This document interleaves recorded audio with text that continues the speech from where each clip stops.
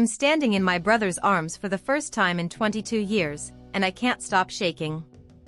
His heartbeat thunders against my ear, steady, real, alive. The coffee shop around us has faded to nothing. There's only the smell of his flannel shirt, the roughness of calloused hands stroking my hair, and the impossible truth that David is here. Maya, he whispers, and his voice breaks on my name. It's deeper now, weathered by years I'll never know, but underneath it's still him. Still the brother who carved me a compass when I was 7 and promised we'd always find our way back to each other. My knees give out, but he catches me. Of course he catches me. Just like he used to when I'd jump from 2 high branches, trusting he'd be there. I thought you were dead, I sob into his chest. I thought you hated us. I thought I failed you. His grip tightens. Never. God, Maya, never. I feel his tears in my hair. I've been looking for you for 14 years. Every day.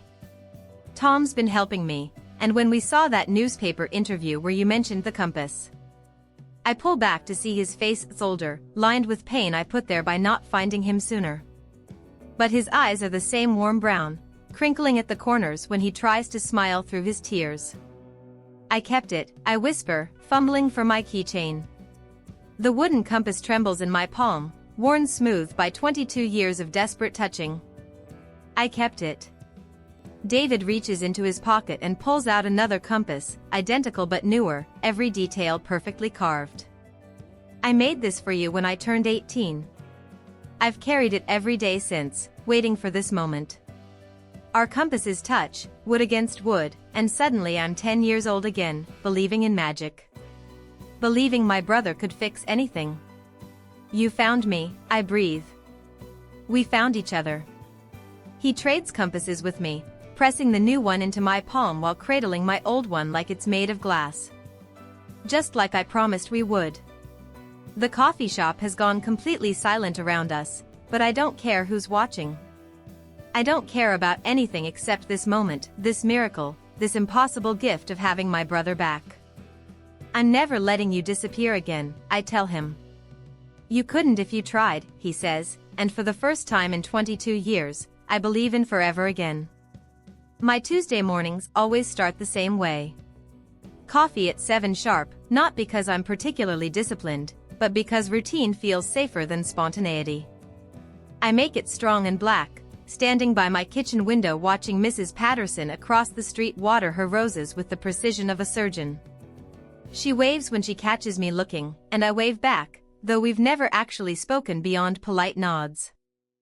That's pretty much how I handle most relationships, friendly from a distance, involved just enough to seem normal. My apartment reflects this philosophy perfectly. It's beautiful, I suppose, in that minimalist way design magazines celebrate. Clean lines, neutral colors, everything in its designated place. Friends who visit, and there aren't many, always comment on how zen it feels. What they don't realize is that zen wasn't the goal. Control was. When everything has a place and stays in that place, nothing unexpected can happen. I freelance as a graphic designer, which suits me perfectly. I can work from home, choose my clients, and avoid the complications of office politics or workplace friendships that might demand too much emotional investment. My biggest client relationship is with Michael's Bakery downtown. We've been working together for 8 months, and he keeps asking me to grab coffee sometime. I always find polite ways to decline, though I'm not entirely sure why. Actually, that's not true. I know exactly why. The wooden compass on my keychain catches the light as I reach for my laptop. I've carried it for 22 years, and my thumb has worn a smooth groove in its surface from nervous touching. Most people assume it's just a quirky accessory, but it's actually a reminder of the last time I let myself truly love someone without reservation. David carved it for me when I was 7 and he was 12. So you'll never get lost, he said, pressing it into my small hands with the solemnity of someone bestowing a sacred artifact. 2 years later, he was gone.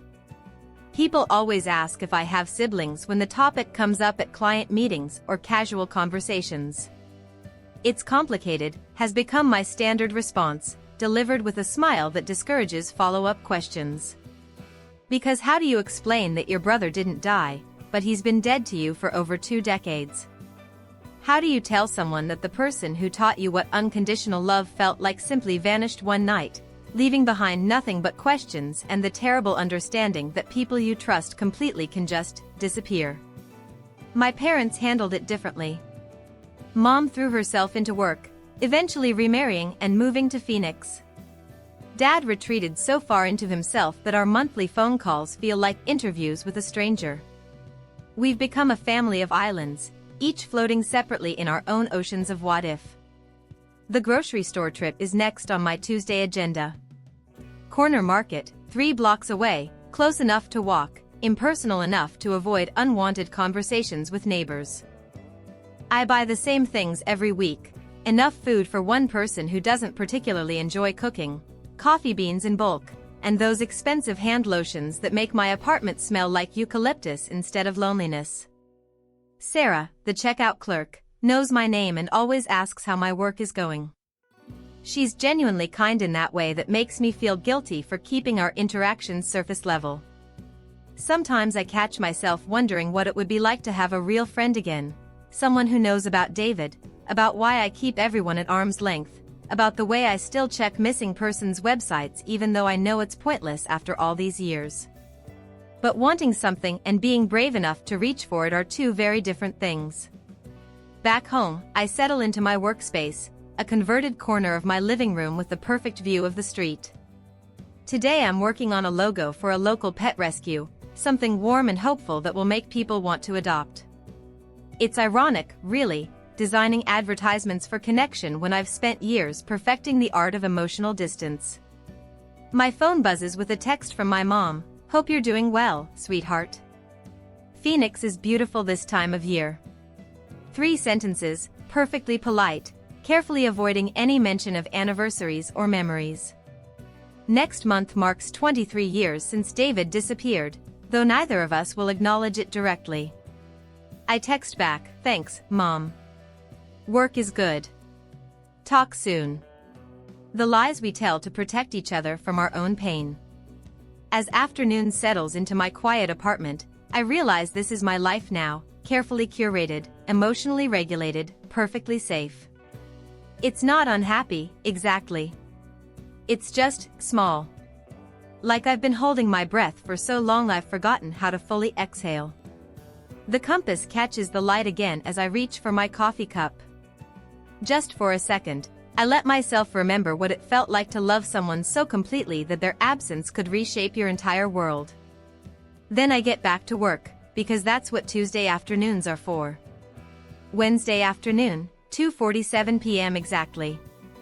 I'm deep in a logo design for Michael's Bakery when the doorbell cuts through my concentration like a knife. The sound is so jarring I actually jump. Nobody visits unannounced. Nobody visits at all, really. Through the peephole, I see a delivery driver in a rumpled brown uniform, shifting his weight impatiently while staring at his phone. He's holding a large manila envelope, weathered and thick, like it's traveled a long way to get here. I open the door cautiously. "Can I help you?" "Package for David Chin," he says without looking up, then glances at my apartment number. "This is 4B, right?" The name hits me like a physical blow. David Chen. I haven't heard those 2 words spoken aloud in years, and hearing them now makes my chest tight.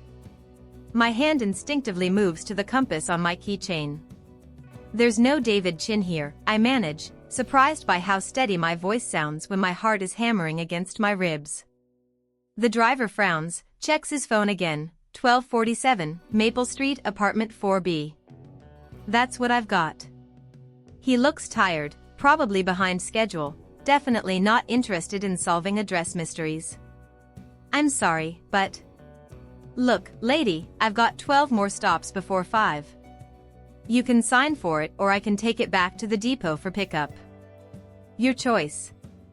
I stare at the envelope in his hands. The address is written in careful handwriting, old-fashioned, deliberate strokes that someone took time with. The return address is smudged beyond recognition, but my name and address are crystal clear.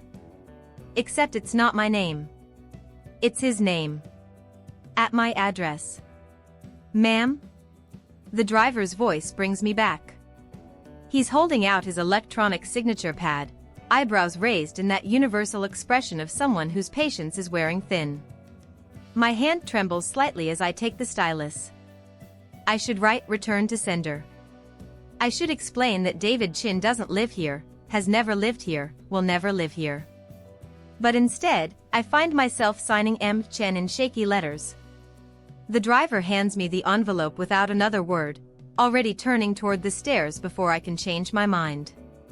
Alone in my hallway, I turn the package over in my hands. It's heavier than expected, substantial, not just papers, but something with weight. The manila envelope is worn soft at the edges, like it's been handled many times before reaching my door. David Chen, in fresh black ink, at my address. After 22 years of silence, my brother's name has found its way to my doorstep. The rational thing is to tape it shut and write addressee unknown across the front.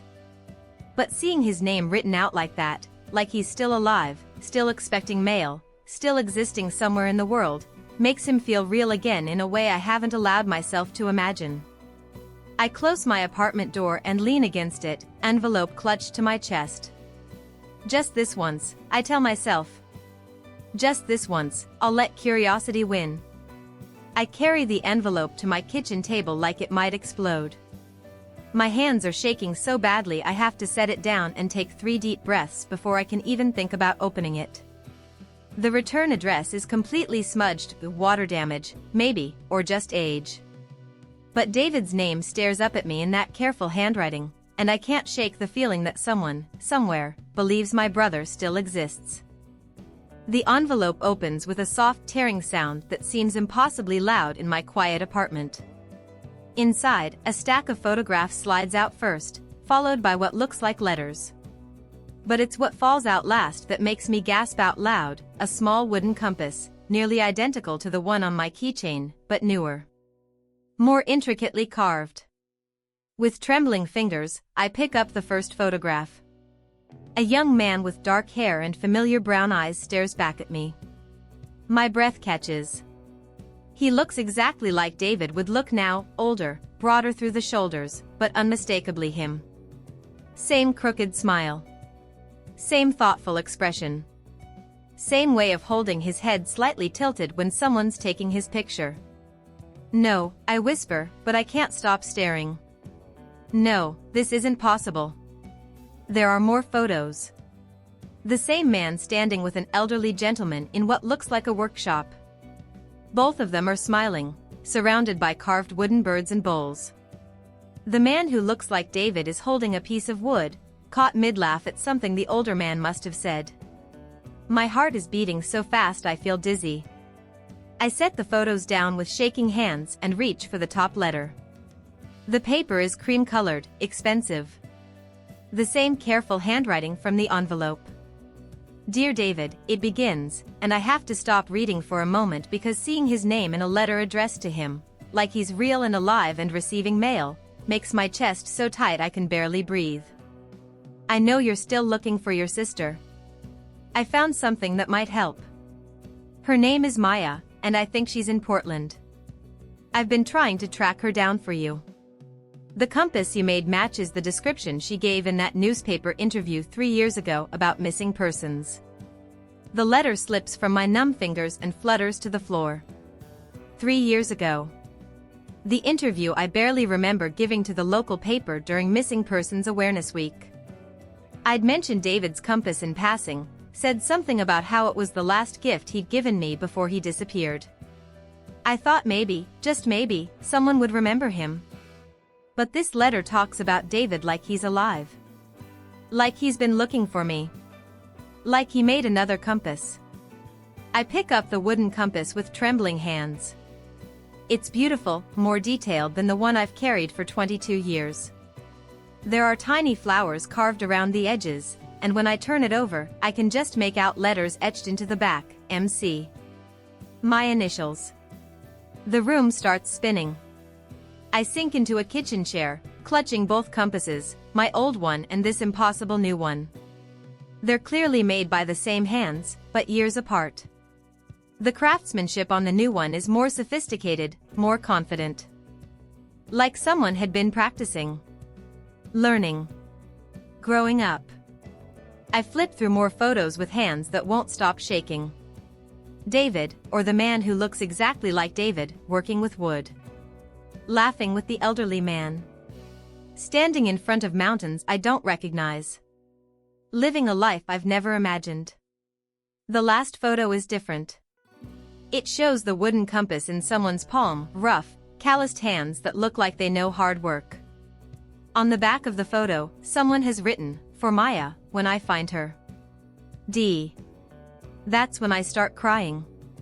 Not just tears, but the kind of sobbing that comes from somewhere so deep I'd forgotten it existed. Because either I'm losing my mind, or my brother has been alive all these years. And if he's been alive, that means he didn't choose to leave us. Didn't choose to break our family. Didn't choose to abandon me. The letter is signed Thomas Whitmore with a phone number and an address in Mount Hood, Oregon. Just 2 hours away. I sit at my kitchen table, surrounded by impossible evidence, holding 2 wooden compasses and 22 years of grief. My brother's name on an envelope. His face in photographs. His hands carving wood like our father never taught him to do. He's alive, I whisper to my empty apartment. David is alive. And for the first time in over 2 decades, that broken part of my heart starts to believe in miracles. My hands shake so badly I can barely dial the number. It goes straight to voicemail, a gravelly voice that sounds kind but tired. "You've reached Tom Whitmore. Can't get to the phone right now, but leave a message and I'll call you back." I hang up without saying a word. What would I even say? "Hi, I think you know my dead brother who isn't actually dead?" Instead, I spread the letters across my kitchen table and start reading chronologically. 6 months of correspondence between Thomas and David. Thomas writes like a grandfather, patient, encouraging, full of gentle advice. David's responses are mentioned but not included, which makes me ache with longing to hear his voice, even on paper. The story emerges in fragments. David lives with Thomas. Has lived with him for years. David carves wood professionally now, makes beautiful pieces that Thomas sells at craft fairs. David has been searching for family, specifically for me, since he turned 18. One letter mentions David's recovery and his early years of healing. Recovery from what? The family camping trip where he disappeared was supposed to be a fun weekend. Dad had been stressed about work, snapped at David over something stupid, forgotten marshmallows, maybe, or not helping set up the tent fast enough. David stormed off into the woods to cool down. We found his jacket the next morning, but never him. I call the Mount Hood address listed in Thomas's letters. No answer. I try 3 more times throughout the afternoon, pacing my apartment like a caged animal. Each unanswered ring feels like another door closing. That evening, I do something I haven't done in years. I get in my car and drive without a destination. Well, not exactly without one. I'm driving toward Mount Hood, following GPS directions to an address that might hold my brother. The cabin sits at the end of a gravel road, surrounded by towering evergreens.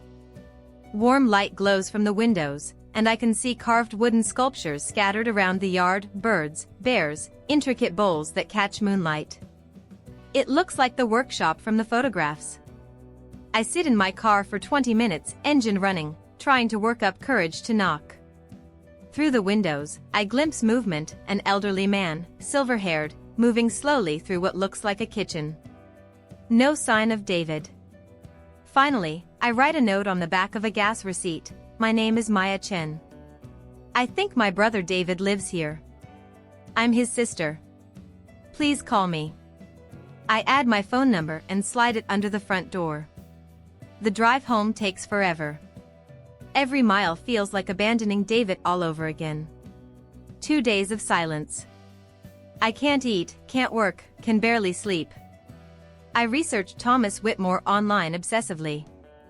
Find a newspaper article from 18 years ago about a local woodworker who helps troubled youth find their way through craftsmanship. The accompanying photo shows a younger Thomas standing in the same workshop, but no mention of David anywhere. I dig deeper into missing children databases, cross-referencing David's case with Oregon locations. Nothing. It's like he vanished from official records entirely after that night. Friday afternoon, my phone rings. Unknown number, Oregon area code. I answer before the second ring. Maya? The voice is deeper than I remember, roughened by years and experiences I can't imagine, but underneath it all, unmistakably David. My brother's voice, calling my name. I start crying immediately. Oh my God. Oh my God, it's really you. I've been looking for you for so long, he says, and I can hear tears in his voice too. Tom's been helping me. When we saw that newspaper interview 3 years ago, where you mentioned the compass. Maya, we've been trying to find you ever since. I don't understand, I sob into the phone. The camping trip. You disappeared. Everyone said you ran away after the fight with Dad. I never ran away. His voice turns serious, pained. Maya, I need to tell you what really happened that night. Can you meet me somewhere? I know this is overwhelming, but there's so much you don't know. Where? When? I'll drive anywhere. There's a coffee shop in sandy, neutral ground. How about tomorrow at 2? I need to see your face when I tell you this. I need you to know I never chose to leave you. After we hang up, I sit in my quiet apartment, holding the phone like a lifeline. 22 years of believing my brother abandoned us. 22 years of guilt and grief and wondering if I could have prevented his leaving. Tomorrow, I'll learn the truth. Tonight, I'll try to prepare my heart for whatever that truth might be. I arrive at the coffee shop 30 minutes early, my hands shaking so badly I can barely hold my keys. I choose a corner table with a clear view of the entrance and order tea I won't drink. Every time the door opens, my heart stops. Then he walks in, and the world tilts on its axis. I recognize him instantly despite 22 years. He's taller now, broader through the shoulders, with weathered hands and lines around his eyes that speak of pain I'll never fully understand. But his posture is the same, slightly hesitant, head tilted like he's listening for something others can't hear. Same dark hair, though shorter now. Same brown eyes that used to light up when he saw me coming. Those eyes find mine across the crowded coffee shop, and for a moment we both freeze. Then his face crumples with relief and joy and something that looks like disbelief. Maya. He says my name like a prayer. I'm out of my chair and across the room before I consciously decide to move. We collide somewhere near the counter, and suddenly I'm in my brother's arms for the first time in 22 years. He smells like sawdust and flannel and something indefinably safe that I'd forgotten I remembered. I can't believe you're real, I sob into his chest. I can't believe you're here. His arms tighten around me, and I feel him shaking too. I've dreamed about this moment for so long. Tom kept telling me we'd find you, but I was starting to think. When we finally pull apart, we're both crying and the entire coffee shop is staring, but I don't care. I reach up to touch his face, needing proof this isn't another dream where I find him only to wake up alone. Tell me, I whisper. Tell me what happened that night. We sit across from each other at my corner table, and David's hands shake as he begins the story I've waited 22 years to hear. After the fight with Dad, I went for a walk to cool down. You know how I always needed space to think when I got angry. I was maybe half a mile from camp when this man grabbed me. My blood turns cold. Grabbed you? He was a drifter, mentally unstable. I think he originally planned to rob our campsite, but when he saw me alone. David's voice breaks. He panicked, threw me in his truck. I was 10 years old, Maya. I couldn't fight him off. The coffee shop noise fades to nothing. All I can hear is my heart pounding and David's quiet, steady voice telling me the truth I never wanted to imagine. He drove for days. 3 states. I was too terrified to even try to escape at first, and by the time I got brave enough, we were so far from Oregon I didn't know where I was. He kept me for 3 weeks before he got scared about getting caught and abandoned me at a truck stop outside Bend. 3 weeks. I can barely whisper. We looked for 3 weeks. I know. Tom told me later that there were search parties, missing person reports. But I was in Idaho by then, trying to remember our last name clearly enough to call home. The trauma. I could remember David, and I could remember having a little sister named Maya who carried a wooden compass. Everything else was fragments. The compass. I pull mine from my keychain with trembling fingers, set it on the table between us. David reaches into his jacket and produces the matching one from the package, the one carved with my initials. Thomas Whitmore found me at that truck stop, David continues. I was sick, scared, couldn't tell him much beyond my first name. He took me to the hospital, then home with him when no family came forward. He'd lost his own son in a car accident years earlier, and I think seeing me reminded him what it felt like to be needed. Why didn't he call the police? Report finding you? David's smile is sad but understanding. He tried.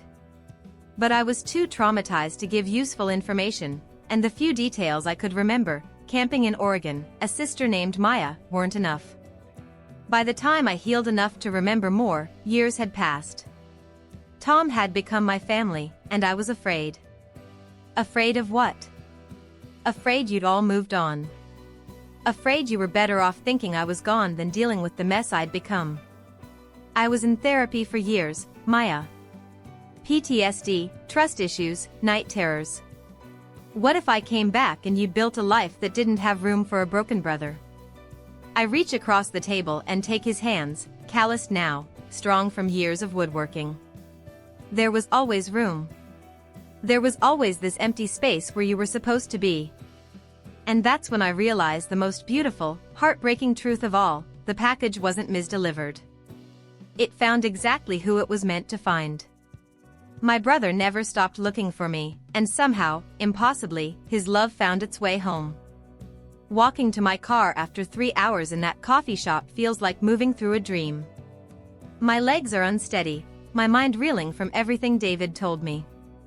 We exchanged phone numbers, made tentative plans to meet again next weekend.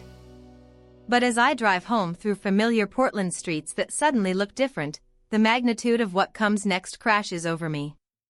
David is alive. My brother, the person whose disappearance shattered my family and taught me that love equals loss, has been living 2 hours away, searching for me while I built walls to keep everyone out. At home, I sit on my couch holding both wooden compasses, trying to process 22 years of grief being rewritten as 22 years of separation. The relief is overwhelming, but underneath it lurks something more terrifying: hope. What if I'm not ready for this? What if the sister David remembers, the 7-year-old who followed him everywhere and believed he could fix anything, no longer exists? I've spent over 2 decades learning to live without him.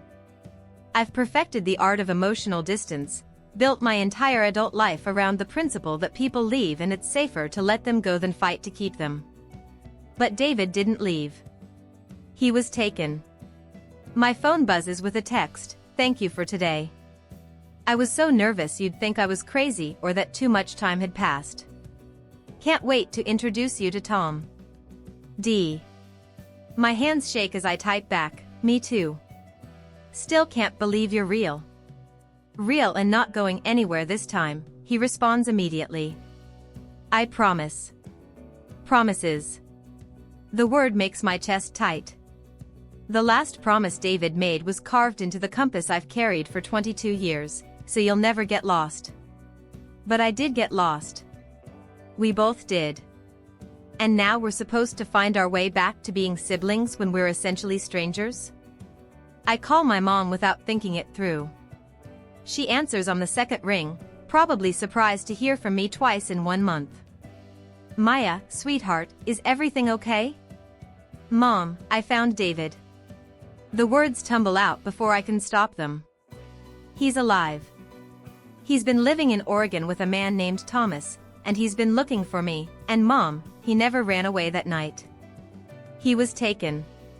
Silence stretches between us, so long I check to make sure the call didn't drop. Maya, she finally whispers, and I can hear her crying. Are you sure? Are you absolutely certain it's him? I saw him today. Talked to him for hours. He has the same crooked smile, and he carved me another compass, and Mom, he remembers things only David would remember. Oh my God. Oh my God, where has he been? Why didn't he come home? We searched everywhere. I explain what David told me about Thomas, about the trauma, about being too afraid to reach out until he was older. With every word, I hear my mother's grief transforming into the same fragile hope I'm carrying. I have to call your father, she says finally. Maya, this changes everything. After we hang up, I realize she's right.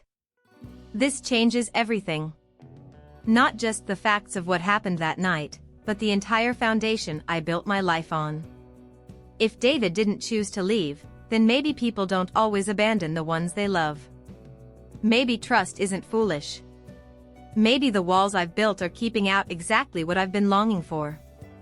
But what if I try to let him back in and discover we can't bridge 22 years of separate lives? What if the trauma he carries makes connection impossible? What if I disappoint him by being too guarded, too careful, too broken by his absence to be the sister he remembers? My phone buzzes again. David has sent a photo, him and Thomas in the workshop, both grinning at the camera. Thomas has kind eyes and a gentle smile that radiates warmth.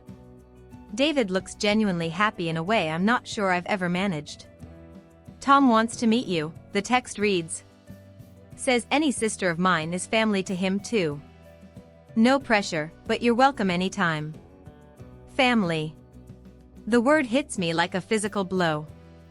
I haven't felt like I belonged to a family in so long I'd forgotten what it felt like to be claimed by people who choose to love you. I look around my carefully controlled apartment, beautiful, safe, lonely, and make a choice that terrifies me. I text back, I'd love to meet him. When? Because sometimes courage isn't the absence of fear. Sometimes it's deciding that love is worth the risk, even when you've spent decades learning to live without it. Especially then. Saturday morning, I drive to Thomas's cabin with my heart hammering against my ribs. David meets me in the driveway, and seeing him in daylight, real, solid, unmistakably my brother, nearly brings me to my knees again. You came, he says, like he wasn't entirely sure I would. I promised I would. The words feel significant somehow, weighted with all the promises we couldn't keep as children. Thomas emerges from the cabin, moving slowly but with purpose. He's smaller than I expected, with silver hair and the kind of face that speaks of a lifetime of kindness. When he sees me, his eyes fill with tears. Maya, he says, opening his arms. I've heard so much about you. His hug feels like being welcomed home by a grandfather I never knew I needed. He smells like wood shavings and coffee, and when he pulls back to study my face, I see nothing but warmth. You have his eyes, Thomas tells David. Both of you have the same way of looking at the world, like you're seeing more than the rest of us. Inside the cabin, I'm surrounded by David's work. Carved birds perched on windowsills, intricate bowls that catch morning light, furniture smooth as silk.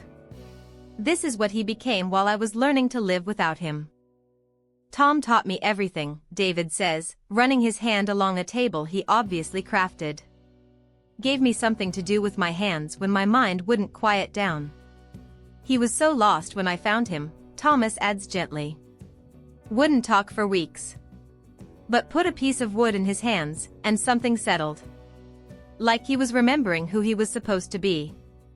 We sit around Thomas's kitchen table, the same table where David has eaten breakfast for over a decade, and I realize I'm not just meeting my brother again.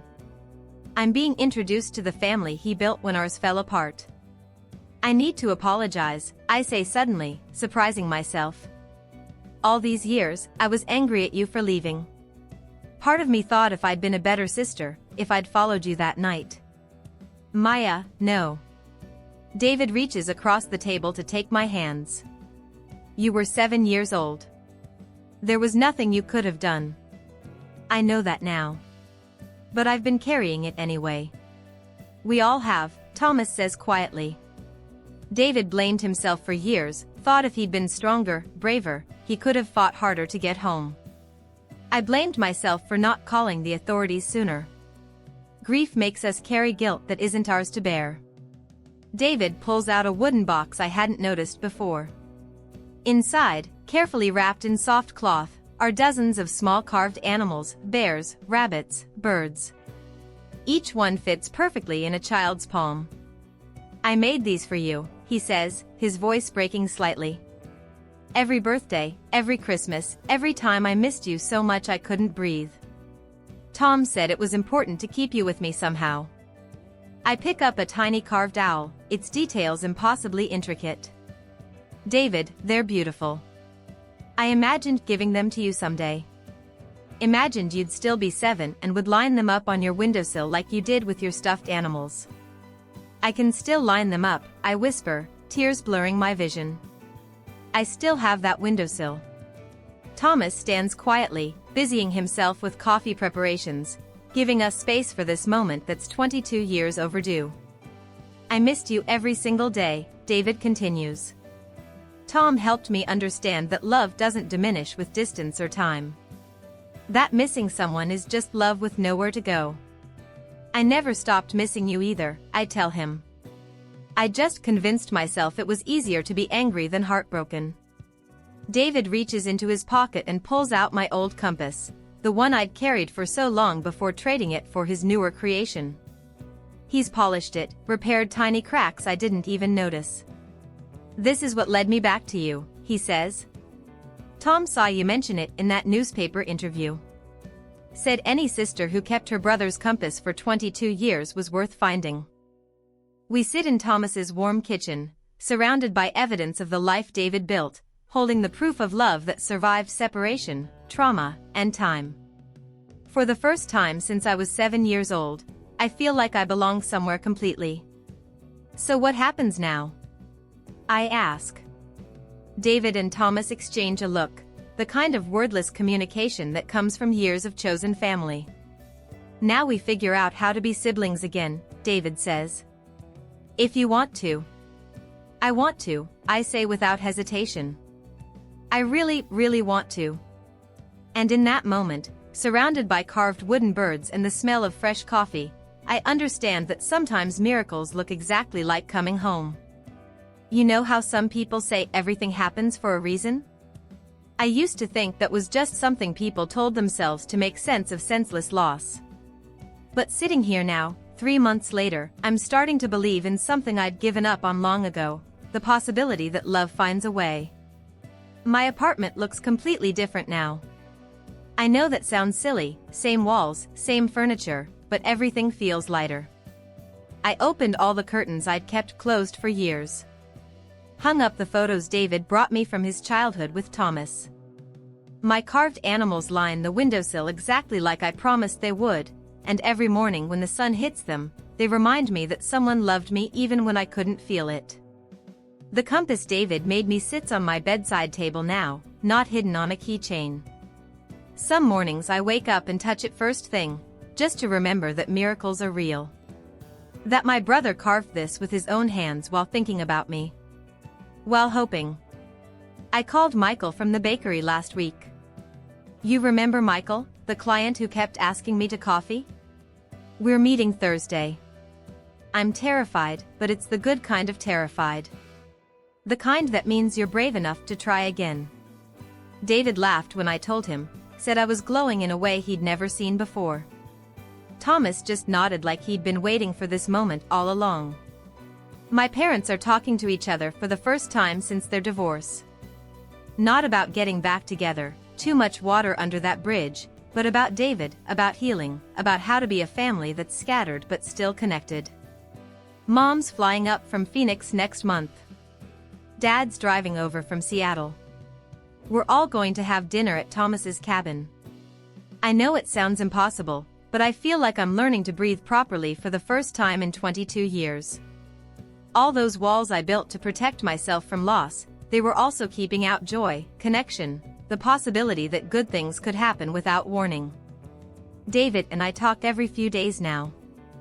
Sometimes about the past, filling in gaps and sharing memories. But mostly about the future. He's teaching me to carve wood on weekends.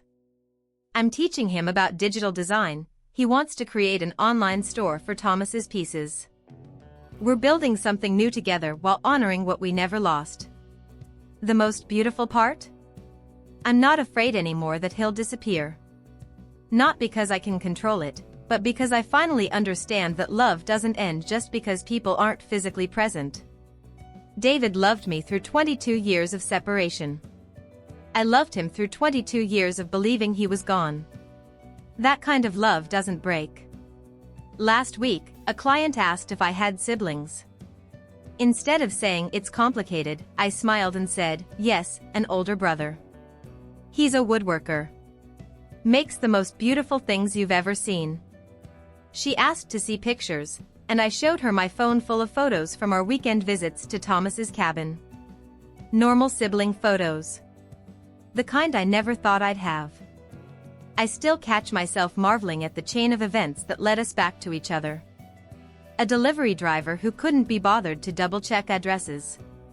A package that took months to reach me. Thomas's patient detective work. My moment of curiosity overriding caution. Any one of those things goes differently, and David and I might still be living separate lives, missing each other. But they all aligned perfectly, and now I understand something I'd forgotten. The universe might be random and cruel sometimes, but it's also capable of breathtaking kindness. Of delivering exactly what you need precisely when you're ready to receive it. My brother came back to me in a misdelivered package. 22 years after I lost him, love found its way to my door disguised as a mistake. And if that's not magic, I don't know what is. Some nights I lie in bed holding that wooden compass and think about 7-year-old Maya, who believed her big brother could fix anything. She was right. He just took a little longer than expected. But the best things always do. I'm standing in my brother's arms for the first time in 22 years, and I can't stop shaking. But this time, it's not from shock or disbelief. This time, it's from pure joy. We're in Thomas's workshop, surrounded by the smell of sawdust and the gentle sound of wind chimes David carved last month. He's teaching me to shape a piece of cedar, his hands guiding mine the way he used to when we were children building blanket forts and dreaming impossible dreams. Steady pressure, he murmurs, and his voice carries the same patience that once talked me through scraped knees and thunderstorms. Let the wood tell you what it wants to be. 6 months ago, I lived in carefully controlled silence, convinced that loving people meant losing them. My apartment was beautiful and empty, my heart locked behind walls I'd built to survive his absence. I signed for packages addressed to strangers and thought nothing of small kindnesses. Now my refrigerator is covered with photos of us together, making up for lost time, creating new memories. My carved animals catch morning light on the windowsill. Thomas calls me his honorary granddaughter. My parents are learning to be grandparents to the man their little boy became. Maya, look, David says, holding up the piece we've been working on together. It's a small wooden heart, simple but perfect, smooth as silk under our fingers. It's beautiful, I whisper. It's for you. To replace the one I accidentally took with me 22 years ago. I lean against my brother's shoulder, marveling at how a delivery driver's laziness changed the trajectory of 2 lives. How a moment of curiosity, choosing to open an envelope that wasn't mine, unlocked a miracle I'd stopped believing in. Funny how things work out, I say, the same words I spoke in this very workshop 3 months ago, when everything was still new and fragile. Maybe it wasn't a mistake, David replies, just like before. Maybe some things are meant to find their way home, even when they take the long route. I think about that Tuesday afternoon when I signed Chen on a delivery form, unknowingly signing myself back to life. How the smallest choices, a moment's kindness, a spark of curiosity, the courage to hope, can rewrite your entire story. Sometimes the most important deliveries take 22 years to arrive. But they're always worth the wait.